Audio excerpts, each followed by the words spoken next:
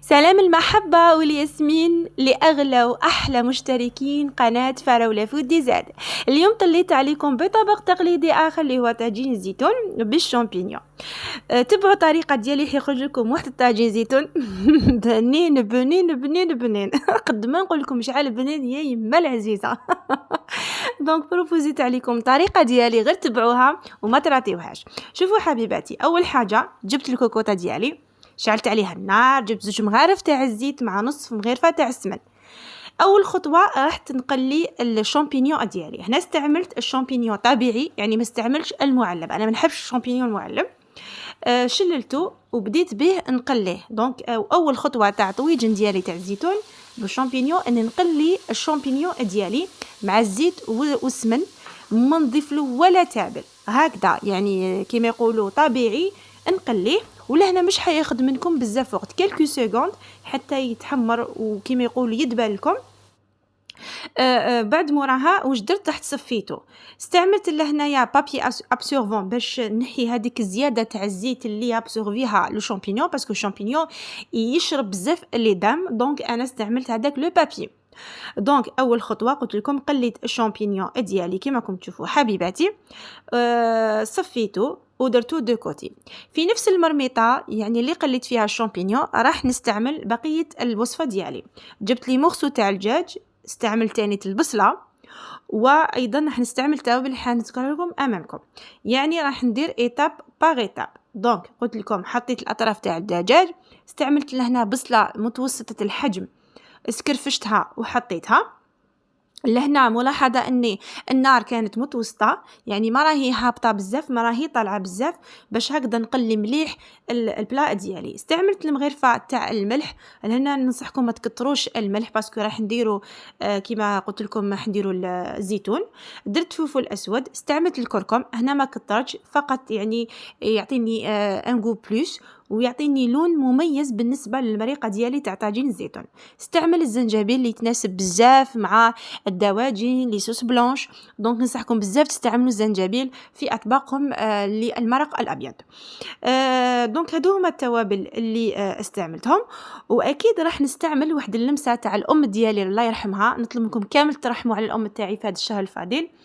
يعني اتعلمت هذا الطبق من يديها، وكان طبق طاجين الزيتون تاع ماما الله يرحمها، ما كاش بنا كيفو كيما يقولوا. هنا واش كانت دير ماما الله يرحمها؟ تجيب حبه تاع طوماطيش حميمره، تدي منها النص، تسكرفجها مع سنينه تاع الثوم، وتزيدوا في التقليه تاع لي مورسو تاع الدجاج. شوفوا حبيباتي، زيدوا هاد الاضافه ورجعوا لي بالخبر، راح يعطيكم واحد البنه بزاف طوب في الطاجين تاعكم ومختلف على الطواجن الاخرين. هنا بعد ما كنت غليت الزيتون في حوالي 10 دقائق مع عصره ليمون، صفيته وجبت لي كاروت زروديه قطعتها دي غاندال، استعملت الزعتره واستعملت الرند، ايضا حطيته باش يتقلى. لهنا خليت حوالي 5 دقائق ودخرين، غطيت عليها وخليت يزيد يتقلاو باش هكذا الزروديه تدي البنه تاع التوابل. وهذه الطريقه ديالي، جربوها كيما ندير. جبت العراف تاع المعدنوس، انا ما نقطعش المعدنوس في الفلا هكذايا، نخلي هكذاك العراف، غسلته وحطيته من الفوق. وفي هذه المرحله جبت الماء سخون ومرقت الطاجين ديالي. ملاحظه بيسك انا استعملت الكوكوطه، دونك التمرق تاعي حيكون شويه برك، ما نديرش شورورو. وكما كنتوا تشوفوا حبيباتي، انا التقنيه تاعي تاع الطواجن ندير هكذا، يعني نحرك القدره، ما بداش نخلط فيها باش كيما يقولوا الخضره تاعي تحافظ على الشكل ديالها.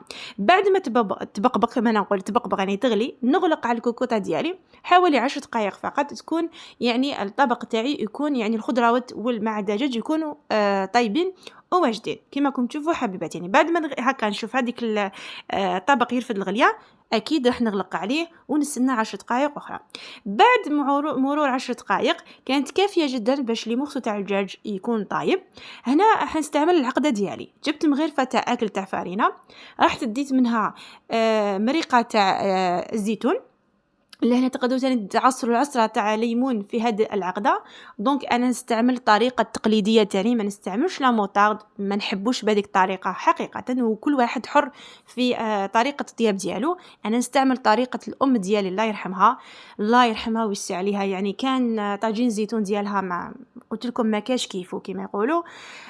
وضعت هذيك العقده وبديت نحرك في هذاك الطويجن ديالي، نقصت على لو فو وخليته يعني حوالي 5 دقائق فقط حتى تشوفوا المريقه تاعكم عقدت، وكما يقولوا زاد يعني هذاك الطويجن تاعي تجمر مليح مليح. لي مورسو تاع الدجاج قليتهم في الزبده والزيت، وراك تشوفوا في طبق التقديم في النهايه اللي خرج طاجين زيتون بنين بنين وهايل. نتمنى هذه الوصفه تجربوها افيك ما فاشون. نقول لكم فرجه ممتعه لقادم الوصفات، ما تنساوش ما تبخلونيش بالجام، ونقول لكم نحبكم بزاف الى باقي الوصفات في هذا الشهر الفضيل. مع السلامه.